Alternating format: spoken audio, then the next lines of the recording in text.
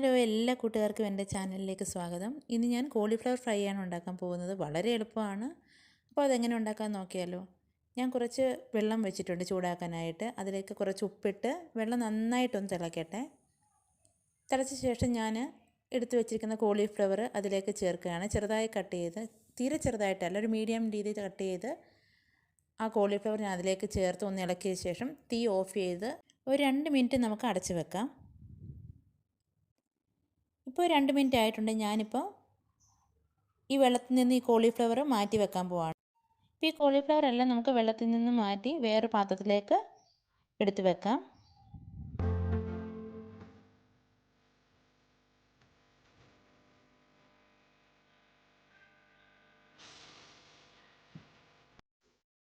ഇപ്പോൾ ഇതെല്ലാം ഞാൻ വേറെ പാത്രത്തിലേക്ക് മാറ്റിയിട്ടുണ്ട്. ഇനി ഇതിലേക്ക് ഞാൻ 2 ടേബിൾ സ്പൂണ് കോൺഫ്ലവർ, 2 മുതൽ 2.5 ടേബിൾ സ്പൂൺ വരെ നമുക്ക് കോൺഫ്ലവർ ഇതിലേക്ക് ആഡ് ചെയ്യാം. പിന്നെ വേണ്ടത് 1 ടേബിൾ സ്പൂണോളം അരിപ്പൊടി,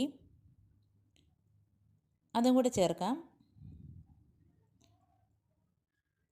ഇനി അതിലേക്ക് വേണ്ടത് നമുക്ക് മുളക് പൊടിയാണ്. 1.5 ടേബിൾ സ്പൂണോളം മുളക് പൊടി ഞാൻ ചേർക്കുന്നുണ്ട്. നിങ്ങളുടെ ഏരിയയുടെ അനുസരിച്ച് നിങ്ങൾക്ക് കുറച്ചുകൂടെ വേണമെങ്കിൽ അതിലേക്ക് ചേർക്കാം. പിന്നെ വേണ്ടത് ഒരു 1/4 സ്പൂണോളം മഞ്ഞൾപ്പൊടി, പിന്നെ 1 ടേബിൾ സ്പൂൺ ഇഞ്ചി വെളുത്തുള്ളി പേസ്റ്റ്, കുറച്ച് ഉപ്പും കൂടെ ചേർത്ത് നമുക്ക് നന്നായിട്ട് ഇതൊന്ന് മിക്സ് ചെയ്യാം.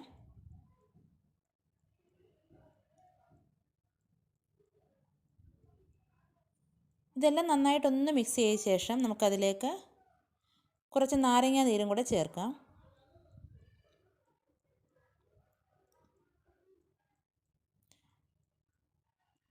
കുറച്ച് നാരങ്ങ നീരും കൂടെ ചേർത്ത് ഇനി നമുക്കിത് നന്നായിട്ട് ഇതൊന്ന് മിക്സ് ചെയ്തെടുക്കാം. നന്നായിട്ട് ഇതെല്ലാം പിടിക്കത്തക്ക രീതിയിൽ നന്നായിട്ട് ഇതൊന്ന് മിക്സ് ചെയ്തെടുക്കാം. ഇപ്പോൾ ഈ മസാലയെല്ലാം നന്നായിട്ട് കോളിഫ്ലവർ പിടിച്ചിട്ടുണ്ട്. ഇനി നമുക്ക് വറക്കാൻ ആവശ്യമായ എണ്ണ ചൂടാക്കാം.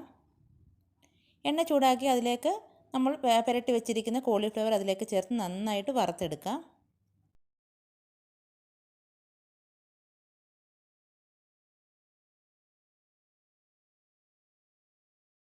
ഇപ്പോൾ കോളിഫ്ലവർ എല്ലാം നന്നായിട്ട് മൊരിഞ്ഞ് വന്നിട്ടുണ്ട്. നമുക്കിത് എണ്ണയിൽ നിന്ന് മാറ്റാം.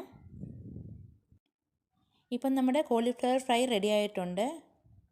വളരെ എളുപ്പത്തിൽ ഉണ്ടാക്കാൻ പറ്റിയതാണ്, വളരെ ടേസ്റ്റിയാണ്. എല്ലാവരും ഒന്ന് ട്രൈ ചെയ്ത് നോക്കണം. വളരെ എളുപ്പമാണ്.